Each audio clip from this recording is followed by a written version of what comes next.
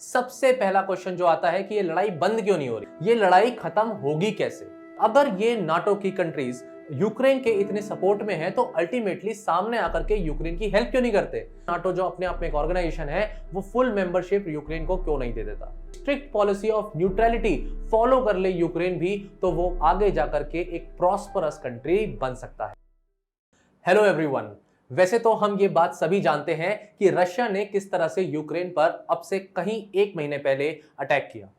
लड़ाई तो चल रही है, सबको ये बात पता है, लेकिन फिर भी कुछ ऐसे क्वेश्चंस हैं जो हमारे मन में आते हैं और हम उन क्वेश्चंस को आज एक्सप्लोर करने की कोशिश करेंगे। सबसे पहला क्वेश्चन जो आता है कि ये लड़ाई बंद क्यों नहीं हो रही।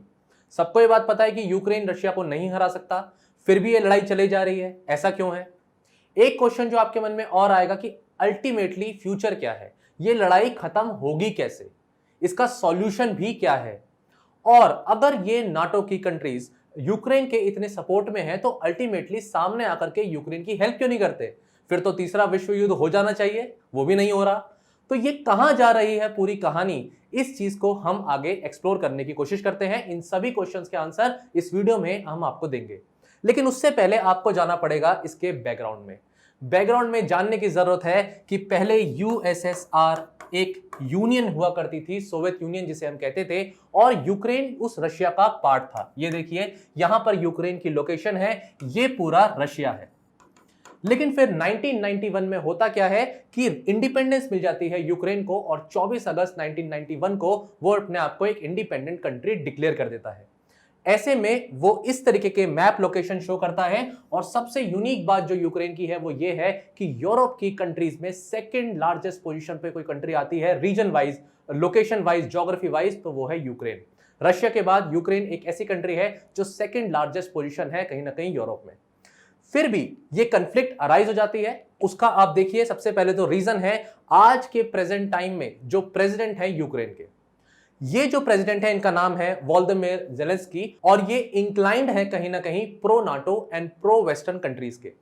ये सर्वेंट्स पीपल पार्टी, इस तरीके की जो पार्टी है उसको बिलोंग करते हैं। इस पार्टी की आइडियोलॉजी ही है कि कहीं ना कहीं इंक्लिनेशन है टुवर्ड्स दी वेस्टर्न कंट्रीज। इसकी वजह से, ये आइडियोलॉजी की वजह से ऐसी डायरेक्शन ली यूक्रेन ने कि वो कहीं ना कहीं क्लोज आता चला गया हमारे नाटो कंट्रीज के रिस्पेक्ट में, जो यूएस और वेस्टर्न कंट्रीज हैं, यूरोपियन यूनियन है। और इनकी क्लोजनेस जब बढ़ती है तो रशिया को एक इशू आ जाता है।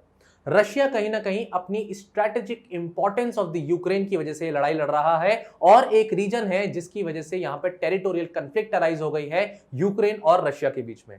इसका रीजन आप जानिए। सबसे पहले ये है मैप जो 24 फरवरी के रिस्पेक्ट में आपको बताएगा कि एग्जैक्टली यूक्रेन पर रशिया ने हमला कैसे किया। यहां पर देखिए, सबसे पहले नॉर्थ की तरफ से, बेलारूस की तरफ से रशिया अटैक करता है। बेलारूस एक ऐसी कंट्री है जो रशिया प्रो है। ये रशिया के डिसीजंस की बिल्कुल रिस्पेक्ट करती है, रशिया के कहने में चलती है। पुतिन जी जो हैं उनके रिस्पेक्ट में ये कंट्री अपना काम करती है। ये नाटो के साथ एसोसिएटेड नहीं है। तो वहां से टॉप से नॉर्थ से कहीं ना कहीं अटैक होता है रशिया की तरफ से। इधर आपका देखिए नॉर्थ ईस्ट की तरफ से खार्किव नाम की जगह है जहां पर रशिया अटैक करता है यूक्रेन पर। कीव कैपिटल कंट्री है यूक्रेन की, यहां भी अटैक होते हैं, कुछ ब्लास्ट हमने न्यूज में सुने हैं। इसके अलावा एक नीचे का रीजन खेरसोन में भी अटैक होता है। और इधर ओडिशा, ये रीजन ब्लैक सी से कहीं ना कहीं रशिया अटैक करता है। इधर एक लोकेशन में आपको दिखाऊंगा साउथ में, इसे हम कहते हैं क्रीमिया, और ये ऐसा रीजन है जो इंडिपेंडेंट हो चुका है, रशिया के अंदर आता है ये रीजन। आज 2014 में ऑलरेडी इस रीजन पर रशिया अटैक करके इसको अपने अंडर ले चुका है। बट अब जो लड़ाई यहां चल रही है वो कौन से स्पेसिफिक रीजन है जिसके लिए ये लड़ाई चल रही थी। उस पॉइंट ऑफ टाइम पर 24 फरवरी को जो अटैक हुआ एक बहुत ही बड़े रीजन में होता है। इन स्मॉल सिटीज के अलावा यहां पर एक बहुत बड़ा रीजन है जो इस तरीके का, ये जो रीजन यहां पर दिखाया हुआ है, यहां पर ये अटैक बहुत ही ज्यादा तेजी से हो रहा है। ऐसा क्यों है, इस रीजन के इतनी इंपॉर्टेंस क्या है। सबसे पहले समझिए कि ये जो रीजन है इसे हम कहेंगे यूक्रेन का ईस्टर्न पार्ट। जो वेस्टर्न यूक्रेन है वो वेस्टर्न यूक्रेन कहीं ना कहीं इंक्लाइंड है टुवर्ड्स दी यूरोप और नाटो की जो कंट्रीज हो गई या फिर अमेरिका हो गया, यूएस हो गया, उसके इन्फ्लुएंस में है। लेकिन ये जो नॉर्थ ईस्ट का और ईस्टर्न यूरोप जो है इसका आज भी जो रहन सहन है, लोगों की बोलचाल है, भाषा है, रहने का तरीका है और जो भी एथनिसिटी है वो बिल्कुल एक जैसी है जैसे रशिया की है। ये जो दो रीजन है ये आपको डार्क रेड कलर में इस तरह से दिखाए हुए हैं और इस रीजन को हम बोलते हैं डॉनबास रीजन। ये वो डॉनबास रीजन है जो दोनों पर्टिकुलर रीजन्स को मिलाकर के कंबाइंड बोला जाता है और इस जगह सेपरेटिस्ट टेंडेंसी बहुत ज्यादा है। यही वो रीजन है जहां पर रशिया अपनी मिलिट्री लेकर के आज लड़ाई लड़ रहा है और इन छोटी छोटी जितनी भी सिटीज हैं या कीव कैपिटल है यहां पर भी बॉम्बार्डिंग हो रही है। इस तरीके का जो डॉनबास रीजन है उसकी बहुत ही ज्यादा स्ट्रैटेजिक इंपॉर्टेंस है। यहां पर कोल और स्टील ऐसे जो हमारे एलिमेंट्स हैं वो बहुत ज्यादा माइन किए जाते हैं, मिलते हैं और इंडस्ट्रीज उनको यूज करती है। पावर हाउस की तरह है ये पूरा का पूरा रीजन और कोई भी कंट्री इस रीजन को छोड़ना नहीं चाहती। ये बहुत ही इंपॉर्टेंट बात है आपको समझने की, इतनी इंपॉर्टेंस है इस पर्टिकुलर रीजन की। अब बात करते हैं कि ये लड़ाई हो क्यों रही है। लड़ाई होने का कारण है नाटो भी। नाटो कैसे रीजन बन गया? नाटो कहीं ना कहीं एक अलायंस है जिसे हम बोलते हैं नॉर्थ अटलांटिक ट्रीटी अलायंस और ये ऑर्गेनाइजेशन है जहां पर इनिशियली बहुत ही कम कंट्रीज थी। 1949 में ये अलायंस होती है। ये अलायंस जब होती है तो यहां पर कुछ कंट्रीज होती हैं बट धीरे धीरे धीरे होता क्या है 30 कंट्रीज आज इसका पार्ट बन चुकी हैं और ये देखिए 2009 तक आते आते यहां पर जर्मनी, पोलैंड, इधर लिथुआनिया, लाटविया और एस्टोनिया ये सभी कंट्रीज जो हैं इस नाटो का पार्ट हो चुकी हैं। बेलारूस इसका पार्ट नहीं है और यूक्रेन को कहीं ना कहीं प्रोवोक किया गया इसका पार्ट बनने के लिए। 2020 में तो यूक्रेन ने ज्वाइन किया NATO's enhanced opportunity partner program और इस तरीके के प्रोग्राम के बाद यहां पर ये हलचल बहुत ज्यादा बढ़ गई कि फ्यूचर में अगर यूक्रेन नाटो का पार्ट हो जाता है तो अल्टीमेटली रशिया के ऊपर सिक्योरिटी थ्रेट आ जाता है। 1994 में एक एग्रीमेंट साइन हुआ था जहां पर एनपीटी नॉन प्रोलिफरेशन ट्रीटी की बात हुई थी कि किसी भी तरीके से जो न्यूक्लियर अपना जो रोल है यूक्रेन वो न्यूक्लियर पावर प्लांट्स का अपना जो रोल है उसको छोड़ देगा, न्यूक्लियर डिजायर को छोड़ देगा और रशिया को उसने अपने जो है न्यूक्लियर जो वेपन्स थे वो दे दिए थे और अपने आप को एक पीसफुल कंट्री घोषित किया था। वहीं ऐसा पुतिन की तरफ से भी कहा जाता है कि नाटो ने भी अपना प्रॉमिस तोड़ा। 1990 में नाटो की तरफ से भी ऐसा प्रॉमिस हुआ था कि वो एक्सपेंशन में नहीं जाएगा लेकिन धीरे धीरे एक कंट्री दो कंट्री करते करते करते आज उसने रशिया के अराउंड सारी कंट्रीज को ऑलमोस्ट अपने अंदर ले लिया है। ये करंट सिचुएशन है। जिस तरह से ये जो डार्क रेड रीजन आपको दिखता है ये ऐसे रीजन्स हैं जहां पर रशिया आज पूरी तरीके से अपना कब्जा कर चुका है ऊपर तक और अल्टीमेटली अब वो धीरे धीरे क्या कर रहा है ये मैं आपको इस मैप के थ्रू यहां पर दिखा रहा हूं कि रशिया कहीं ना कहीं यूक्रेन को अपना ईस्टर्न, साउथ और नॉर्थ की तरफ से घेर चुका है। धीरे धीरे उसको ऑक्यूपाई कर रहा है और अंदर की तरफ एडवांस कर रहा है। ये एक करंट सिचुएशन है और ये एडवांसमेंट बढ़ता चला जा रहा है। क्वेश्चन हम सबके बीच में यही है कि कब तक ये लड़ाई चलेगी और एट द एंड ये लड़ाई रुकेगी तो रुकेगी कैसे। इसके लिए आपको जानना होगा कि रशिया के ऊपर बहुत ज्यादा दबाव बनाया गया है इंटरनेशनल कम्युनिटी के तहत। यहां पर बहुत से सैंक्शंस लगाए गए हैं रशिया के ऊपर जिसमें पहला सैंक्शन है कि किसी भी तरीके का जो एक्सपोर्ट है ड्यूअल यूज गुड्स का वो रशिया के ऊपर लगाया जाता है कि वो कोई भी पर्पस, सिविलियन पर्पस या मिलिट्री पर्पस के लिए कोई भी गुड्स है वो व्हीकल पार्ट्स किसी भी तरीके के अपने नहीं बना पाएगा या इंपोर्ट नहीं कर पाएगा। ये एक तरीके का सैंक्शन। दूसरा, रशियन फ्लाइट्स को कहीं ना कहीं बैन कर दिया गया है। ये यूएस, यूके, यूरोपियन यूनियन और कनाडा के एयर स्पेस में इस तरीके की बात बोल दी गई है कि रशियन फ्लाइट्स को हम बैन कर रहे हैं। इसके अलावा रशिया के ऊपर यह बैन भी लगाया गया है कि वो ऑयल और गैस इंपोर्ट्स को नहीं करेगा। यूके तो इनफैक्ट इस बात को बोलता है कि 2022 तक वो जितनी भी डिपेंडेंसी है रशिया के ऑयल पर, नेचुरल गैस पर, उसको खत्म कर देगा। आपको ये बात पता होनी चाहिए कि यूरोपियन यूनियन जो है कहीं ना कहीं यूरोप की जो कंट्रीज हैं उनको 40% तक जो ऑयल की और नेचुरल गैस की रिक्वायरमेंट है वो रशिया पूरी करता है। ऐसे में अगर रशिया के ऑयल डिपेंडेंसी खत्म हो जाती है धीरे धीरे तो रशिया को नुकसान हो सकता है, लेकिन रशिया के पास और भी पार्टनर्स हैं जिनको वो ये ऑयल एक्सपोर्ट कर सकता है। यहां पर आपको पता होना चाहिए एक नॉर्ड स्ट्रीम करके गैस पाइपलाइन है और जर्मनी ने उस पर एक होल्ड लगा दिया है परमिशन पर। मैं आपको दिखाऊंगी पाइपलाइन के बारे में। तो ऐसे ये रशिया से पाइपलाइन जाती है और ये जाती है जर्मनी तक। इसमें देखिए दो कलर से मैंने दिखाया है, येलो और ग्रीन कलर से। एक है नॉर्ड स्ट्रीम 1 और दूसरी है नॉर्ड स्ट्रीम 2। ये नॉर्ड स्ट्रीम 2 जो है, जो हमने इस तरह से ये ग्रीन कलर वाली लाइन देखी, ये कहीं ना कहीं अभी परमिशन इसकी मिलनी थी और जर्मनी ने इस पर अभी रोक लगा दी है। ऑब्वियसली ये पाइपलाइन का रोक लगना बहुत ज्यादा एक सेटबैक कॉज कर सकता है यूरोपियन कंट्रीज को। ठीक है फ्रेंड्स, और इसके बाद आते हैं इंडिया की बारी। इंडिया ने अपना क्या स्टैंड दिया, इंडिया को क्या लगता है क्या करना चाहिए। एक्चुअली में यूनाइटेड नेशन सिक्योरिटी काउंसिल में एक रेजोल्यूशन पास करने की कोशिश करी गई, जहां जब यह अटैक हुआ तो रशिया को डिप्लोर करने की बात करी। डिप्लोर का मतलब हुआ बहुत ही स्ट्रांगली इस बात को कंडेम करना कि कहीं ना कहीं जो रशिया ने अटैक किया है यूक्रेन के ऊपर वो बिल्कुल जायज नहीं है, स्ट्रांगली इसका अपोज किया जाए। इंडिया का ऐसे में मानना था कि हम पहली बात तो वोटिंग नहीं करेंगे। तो इंडिया के लिए क्या बोला जाता है, इंडिया ने एब्सटेन किया उस वोटिंग को, उन्होंने कहीं ना कहीं इस वोटिंग में पार्टिसिपेट नहीं किया, ना उन्होंने यस बोला ना नो बोला और अपना वोट ही नहीं दिया। इनफैक्ट इंडिया ने कहा कि ये एक ऐसा इशू है जो टेरिटोरियल कंफ्लिक्ट है, दो कंट्रीज के बीच में है, उन दोनों कंट्रीज को अपने डिफरेंसेस को सेटल डाउन करना चाहिए और डिस्प्यूट को डिप्लोमेसी के तहत कहीं ना कहीं सॉल्व करने की कोशिश करनी चाहिए। ये गलत है कि हम इंटरनेशनल फोरम पर यूनाइटेड नेशन सिक्योरिटी काउंसिल में इस बात को बोलें कि ये बहुत ज्यादा स्ट्रांगली कंडेम किया जाता है। इनफैक्ट अभी तो बातचीत भी शुरू नहीं हुई। अब 3 पार्टिसिपेंट्स यहां पर मेन दिख जाते हैं। पहले हैं जो बाइडेन जो यूएस के प्रेसिडेंट हैं, दूसरे हैं यूक्रेन के प्रेसिडेंट और तीसरे पुतिन।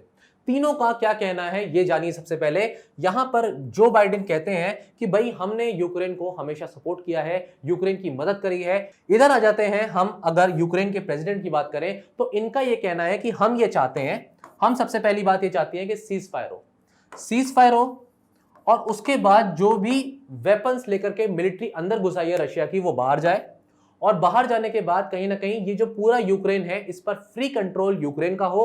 अगर थोड़ा सेल्फ कंट्रोल गवर्नमेंट देनी भी है डॉनबास रीजन में तो उस पर सोचा जाएगा, उस पर डिस्कशन हो सकता है, लेकिन एट द एंड पहले तो मिलिट्री को हमें यहां से बाहर निकालना है। रशिया का यह मानना है कि नहीं, सबसे पहले तो पूरे रीजन को, डॉनबास रीजन को जो मैंने आपको दिखाया था उसको ऑटोनॉमी घोषित की जाए, वहां इलेक्शन हो, ऑटोनॉमी मिलने के बाद हम डिप्लोमेसी की बात करेंगे कि कैसे इस सॉल्यूशन पर पहुंचना है कि आपके इस कंट्री को हम आगे नुकसान ना पहुंचाएं, लेकिन उसके पहले आप ऑटोनॉमी दीजिए। ये जो यूक्रेन के प्रेसिडेंट हैं ये कैसे ऑटोनॉमी दे दें, ये क्वेश्चन आ जाता है सबसे बड़ा कि ये ऑटोनॉमी कैसे देंगे, क्योंकि ये तो प्रो वेस्टर्न कंट्रीज हैं, प्रो नाटो कंट्रीज हैं, servants of the people party के हैं। अगर इन्होंने ऑटोनॉमी दे दी तो इन दैट केस कभी भी पहली बात तो ये अपनी कुर्सी खो देंगे, लोगों के अंदर ट्रस्ट खो देंगे, कंट्री के अंदर एक सिविल अनरेस्ट क्रिएट हो जाएगा और इनकी पॉलिटिकल पार्टी से शायद फ्यूचर में कोई और कभी जीत भी ना पाए, प्रेसिडेंट बनने की बात तो दूर किसी रीजन में भी नहीं जीत पाएंगे। तो ये अपना कॉन्फिडेंस खो देंगे, इस वजह से ये नहीं कर सकते ऐसा। इधर जो बाइडेन का भी कहीं ना कहीं प्रेशर होगा रशिया के रिस्पेक्ट में, अपनी सोवेनिटी को बचाने के लिए, स्ट्रैटेजिक पोजीशन को बचाने के लिए और अपने इंटरेस्ट को बनाए रखने के लिए ये लड़ाई जारी रखनी है, क्योंकि फ्यूचर में यूक्रेन कभी भी किसी भी तरीके का ऐसा एग्रीमेंट ना साइन करे नाटो के साथ। इसके लिए ये इंश्योर करेंगे कि नाटो का प्रेजेंस खत्म हो जाए पूरी तरीके से यूक्रेन में, यूक्रेन हमेशा सपोर्ट में रहे रशिया के, और बेलारूस की तरह यूक्रेन भी कहीं ना कहीं इन्फ्लुएंस रहे उसकी पॉलिटिकल एसोसिएशन रशिया के द्वारा। तो रशिया अपना पॉलिटिकल इन्फ्लुएंस भी पूरा शो करेगा यूक्रेन में, ऐसा ही इसका फ्यूचर प्रोस्पेक्ट है। ये रीजन है कि अभी तक लड़ाई यहां पर बंद नहीं हुई। ये क्वेश्चन बहुत इंपॉर्टेंट है कि नाटो की जो कंट्रीज हैं या नाटो जो अपने आप में एक ऑर्गेनाइजेशन है वो फुल मेंबरशिप यूक्रेन को क्यों नहीं दे देता। बहुत ही सिंपल सा आंसर इसका कि अगर फुल मेंबरशिप दे दी तो ऐसे में कंपल्शन हो जाएगा नाटो की ऊपर, नाटो की मिलिट्री के ऊपर, कि उसे रशिया के साथ क्या करना पड़े, डायरेक्ट कन्फ्रंटेशन करना पड़े। और डायरेक्ट अटैक यूएसए ने और रशिया ने आज तक कभी नहीं किया, वो हमेशा छुप करके या कोल्ड फॉर्म में एक दूसरे से लड़ते तो रहे, किसी एक मिडिल ग्राउंड को बना करके कहीं ना कहीं बीच में किसी तीसरे थर्ड पार्टी के थ्रू लड़ते रहे, लेकिन डायरेक्ट कन्फ्रंटेशन हो जाएगी अगर यूक्रेन को नाटो का फुल मेंबर बना दिया गया। दूसरा रीजन, यूरोपियन यूनियन परमानेंट क्यों नहीं कर देता सब चीजें, जैसे कि बाकी कंट्रीज के साथ यूरोपियन यूनियन का एक ऑर्गेनाइजेशन है, ग्रुप है, यूक्रेन को 100% क्यों नहीं कर देता, क्योंकि ऐसा होगा तो यूक्रेन के इंडिविजुअल्स माइग्रेट करेंगे अल्टीमेटली यूरोपियन कंट्रीज में, बाकी यूरोपियन कंट्रीज में। ऐसे में ऑलरेडी रशिया का बहुत ज्यादा रेबेल नेचर है यूक्रेन के अंदर, वहां पर रेबेलियंस ऑलरेडी मौजूद हैं, वो कहीं ना कहीं माइग्रेट करके इन यूरोपियन कंट्रीज में जाएंगे, टेररिज्म, इंसर्जेंसी, मिलिटेंसी जैसी प्रॉब्लम क्रिएट कर सकते हैं। ये बात जानता है यूरोपियन यूनियन। तो फ्री ट्रेड के रिस्पेक्ट में तो एग्रीमेंट साइन हुआ है, लेकिन इंडिविजुअल्स के फ्री मूवमेंट पे अभी भी रेस्ट्रिक्शन है। इसके अलावा अब सॉल्यूशन क्या है प्रॉब्लम का, इसका जो सॉल्यूशन निकल के आता है वो कहीं ना कहीं एक मिन्स्क एग्रीमेंट से निकल कर आता है। ये एग्रीमेंट 2014 में हुआ था। ऐसे तो ये एग्रीमेंट हुआ था यूक्रेन और रशिया की लड़ाई को रोकने के लिए influenced by France and Germany, उनके मीडिएशन के थ्रू, लेकिन ये सक्सेसफुल नहीं हो पाया था एग्रीमेंट, ये एग्रीमेंट फेल कर गया था। लेकिन इस पॉइंट ऑफ टाइम पर इस एग्रीमेंट को रिवाइव करने की जरूरत है। कैसे करोगे इसे रिवाइव? पहले तो इस एग्रीमेंट के बारे में जान लो। इस एग्रीमेंट में पहली बात थी कि Ukraine Russia cease fire follow करेंगे, उसके बाद हैवी वेपन्स का विड्रॉल होगा, प्रिजनर ऑफ वॉर्स को छोड़ा जाएगा, कॉन्स्टिट्यूशन जो होगा रिफॉर्म करके लेकर आएगा यूक्रेन, और एक सेल्फ गवर्नमेंट दी जाएगी कहीं ना कहीं डॉनबास रीजन को। इस सेल्फ गवर्नमेंट की जगह टोटल ऑटोनॉमी मांग रहा है डॉनबास का रीजन रशिया के थ्रू, एंड अल्टीमेटली रिस्टोर करा जाएगा स्टेट बॉर्डर यूक्रेनियन गवर्नमेंट को। और इस तरीके का एग्रीमेंट ही लगता है कि फ्यूचर में होना चाहिए। इसमें शायद एक पॉइंट और है जो रशिया ऐड करना चाहता है कि यूक्रेन कभी भी कंप्लीट यूरोपियन यूनियन का पार्ट नहीं होगा और नाटो का पूरा तरीके से फुल मेंबरशिप कभी भी नहीं लेगा। एक वर्ड और है जो लेक्चर को हम खत्म करेंगे, उससे पहले आपको बताना चाहते हैं कि फिनलैंडाइजेशन ये क्या है और यूक्रेन के कंसेप्ट के अकॉर्डिंगली इस वर्ड का क्या रेलेवेंस है।